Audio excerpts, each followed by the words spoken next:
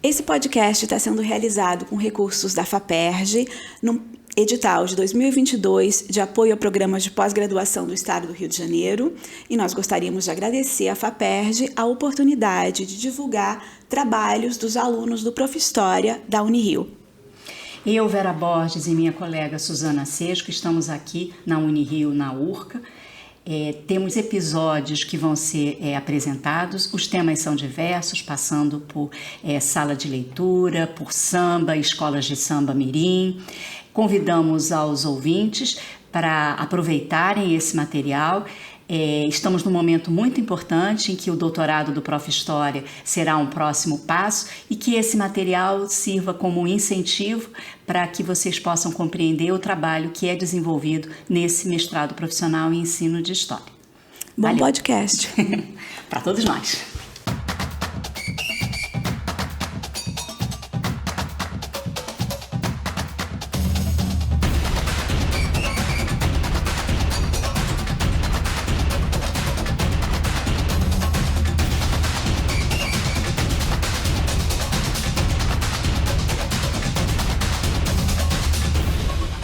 Olá a todos, eu sou Rafael Zamorano, sou professor aqui do Profhistória, sou historiador, mestre em ciência política, doutor em história, atuo aqui no programa desde 2018, orientando temas vinculados a saberes históricos em espaços de memória e linguagem e narrativas históricas, difusão e produção, do qual inclusive eu tenho o prazer de orientar o mestrando Diego, que hoje vai conversar aqui com a gente apresentando o seu trabalho. E aí, Diego, tudo bem?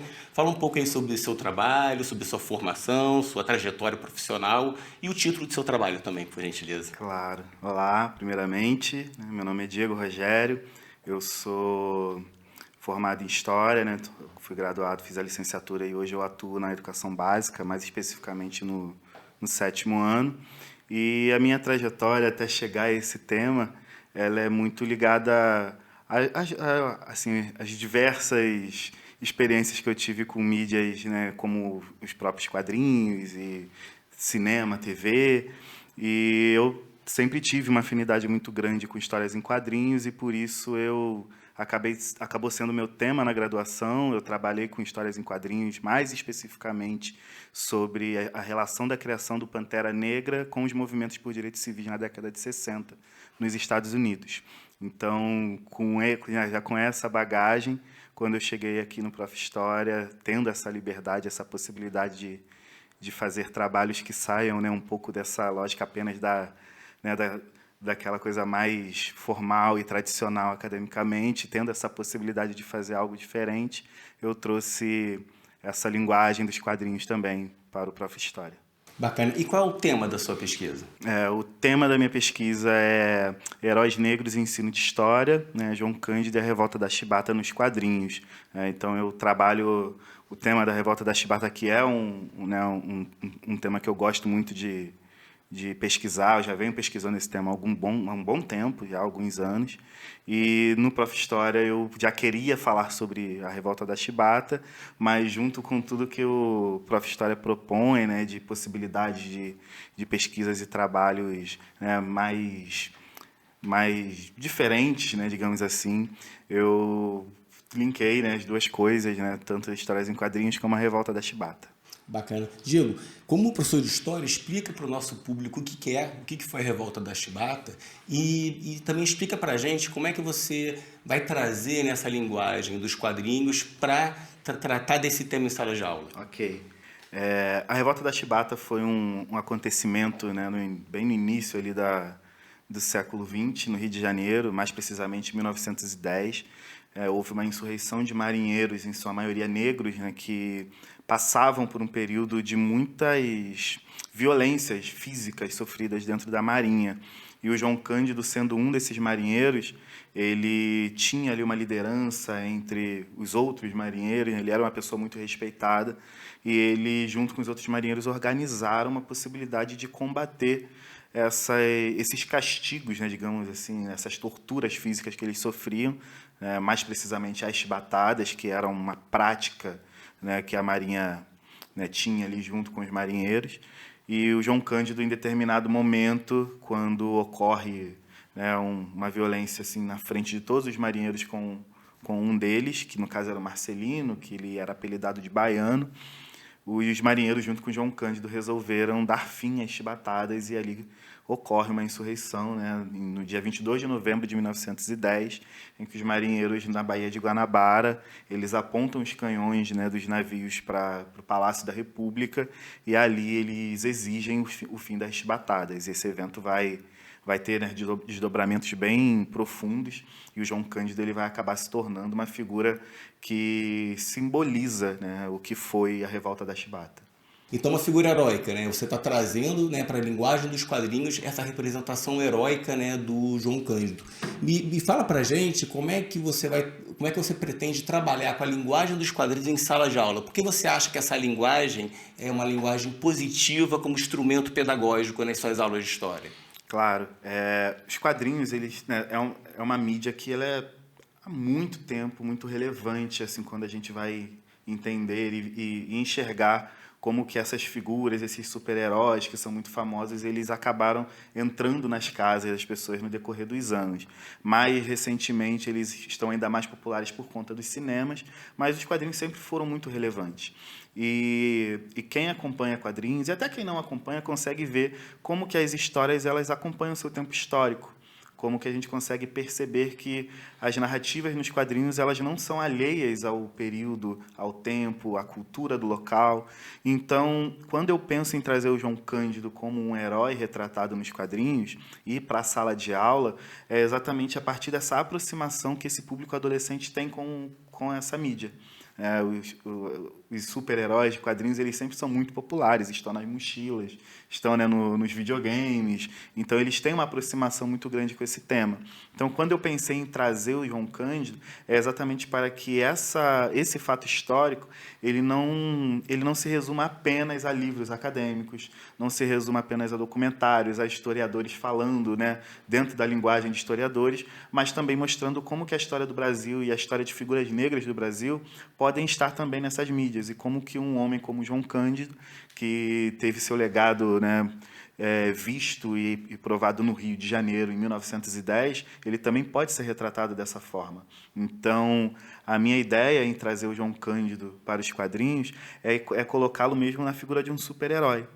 E sem nenhuma ideia de romantizar, né, essa questão de ser um herói como alguém sem defeitos, alguém perfeito, mas mostrando que também nos próprios quadrinhos, os super-heróis famosos, eles também têm suas contradições apresentadas. Então, é apresentar o João Cândido com a sua humanidade, com as suas fragilidades, as suas contradições, mas sendo retratado como herói porque ele simboliza historicamente uma luta que é da população negra.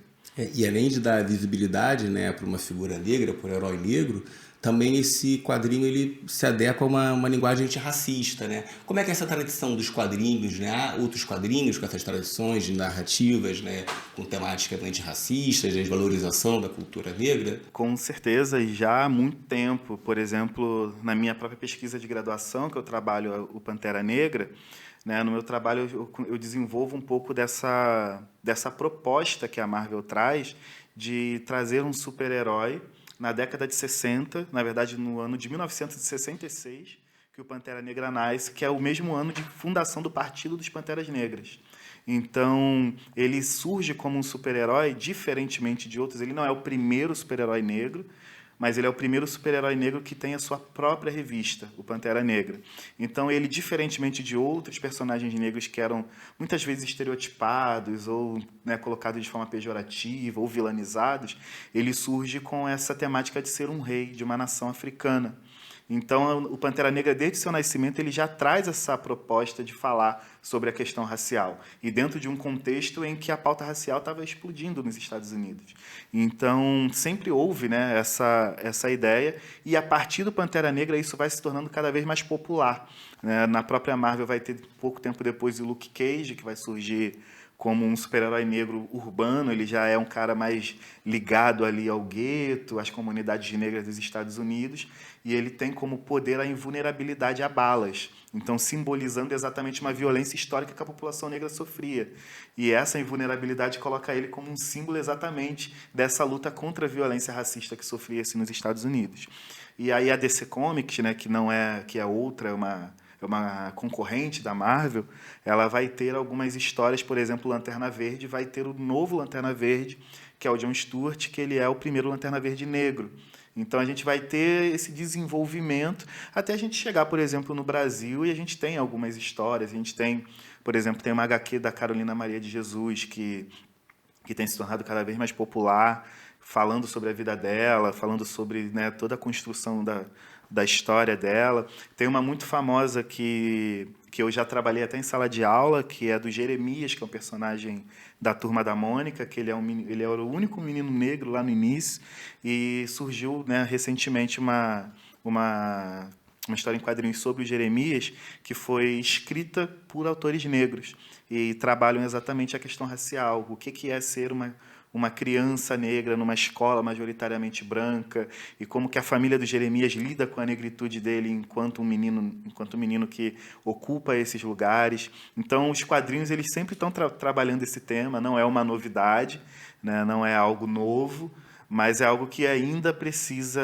ser visto, né, e ser mostrado para a sociedade de forma relevante. Muito bom. Você já qualificou, né? Já passou pela qualificação, agora vai definir meados agora do ano, meio do ano. E como é que fala um pouco pra gente, como é que foi a experiência da qualificação, né? Tanto para os seus colegas vão qualificar ainda, como para os futuros candidatos aqui a mestrando do Prof. História. Fala um pouco aí dessa experiência desse momento. A minha experiência foi complexa por vários motivos pessoais. Eu passei assim, o meu período dentro do mestrado no Prof. História foi atravessado por muitos problemas pessoais que não vem ao caso, né, mas faz parte da minha trajetória. E a parte positiva disso é ver como que eu tive um apoio assim e uma compreensão muito grande, né, de todo o mestrado, né, da coordenação, do meu orientador, né, a sua compreensão em relação a tudo que foi, né, tudo que foi passado durante esse período. Mas a parte assim que mais me marcou foi o quanto que eu vim para a qualificação um pouco apreensivo, assim, com uma certa insegurança, e tudo que eu ouvi, todos os feedbacks que eu recebi da banca contribuíram assim demais para mim. Eu tive também assim muita participação de professores das matérias que ajudaram muito durante esse processo. Eu trouxe muitas coisas para o meu trabalho que eu aprendi nas aulas do Prof. História, o que para mim foi um diferencial assim incrível. Acho que as aulas e as matérias que o Prof. História propõe assim são muito boas, inclusive conversam muito com o meu tema. A matéria que a gente fez com você, que é Narrativa, Imagem e Fato Histórico, ela contribuiu para caramba para o meu trabalho. Então, assim, a minha experiência com o Prof. História, ela, apesar de todos os percalços que eu tive, eu avalio assim como algo muito positivo e muito enriquecedor. Acho que, inclusive, é a minha experiência acadêmica mais enriquecedora que eu tive até hoje. Muito bem. E no dia a dia de sala de aula, como é que o Prof. História colaborou, né, com o seu dia a dia como professor, né, na sua prática de docência? Contribui pra caramba, porque eu trabalho com 7º ano, né? Eu trabalho com adolescente, Fundamental 2, aquela energia desnecessária que adolescente tem, que eles nunca se cansam. E muitas das coisas que eu aprendi durante as aulas no Prof. História é sobre como fazer uso de linguagens que são comuns e que são sedutoras para os adolescentes, para a sala de aula, né? Então, uma coisa que eu percebi assim durante as aulas do Prof. História que eu podia explorar mais era fazer uso, por exemplo, de mídias que aproximam eles, não apenas de quadrinhos, mas fazer uso de cinema, né, fazer uso de música. Eu tive muito isso. Eu tive uma aula agora no ano passado que era sobre cinema e ensino de história, e a gente discutiu muito sobre como que fazer uso de filmes em sala de aula. E aí, recentemente, eu fiz uma prova que antes eu trabalhei o Rei Leão com os alunos, falando sobre absolutismo, e aí a gente fez um link ali, né, o que a gente consegue enxergar das características do absolutismo no filme do Rei Leão, e os alunos conseguiram pegar pra caramba, porque, pô, Rei Leão, né, a criança gosta, eles conhecem. Então, trazer essas linguagens para a sala de aula é uma das coisas que o Prof. História tem me incentivado ainda mais. Não que eu não fizesse isso, ou que eu não gostasse, porque eu sempre fui, né, essa pessoa que gosta de cinema, de desenho animado, quadrinhos, videogame, mas eu percebi que não era apenas uma coisa que vinha do meu gosto, mas que sim era algo que eu poderia trabalhar muito, porque contribui muito para o ensino de história. E o Prof. História me fez enxergar isso de uma maneira ainda mais ampla. Poxa, muito positivo. Então, você recomenda o curso, então, para professores de história, quem estiver interessado, é um curso que você recomenda, né? Que faça a inscrição do processo seletivo? Com toda certeza. Eu vim para o Prof. História a partir de uma recomendação de uma amiga que fez o Prof. História. E foi em 2021, inclusive, que ela falou comigo. Ela falou, por que você não faz o Prof. História? Eu já estava falando em mestrado, mas eu não tinha pensado na ideia do mestrado profissional. E ela que estava no Prof. História, ela falou, acho que o Prof. História é a sua cara, acho que para você seria um casamento perfeito. E aí ela falou, faz o Prof. História. Aí eu me inscrevi, fiz, né, entrei no processo e cheguei no Prof. História no ano seguinte. E, assim, para além da recomendação da minha amiga, que tem a ver também com o olhar que ela tinha por me conhecer, eu acho que para professores, de modo geral, o Prof. História ele é uma experiência muito enriquecedora. Porque são professores falando com professores sobre ser professor também. Então, eu acho que, assim, eu recomendo, assim, de olhos fechados mesmo, porque eu acho que vai contribuir muito para a prática docente de qualquer pessoa que entrar no Prof. História. Muito bem. Agradeço muitíssimo, Diego. Desejo muita sorte. Eu tenho certeza que seu trabalho vai ser um trabalho fantástico, né, que você vai defender agora no meio do ano. E agradeço a todos também por terem assistido aqui esse videocast. E tchau, tchau. Até a próxima. Obrigado, Tchau. Diego. Até a próxima.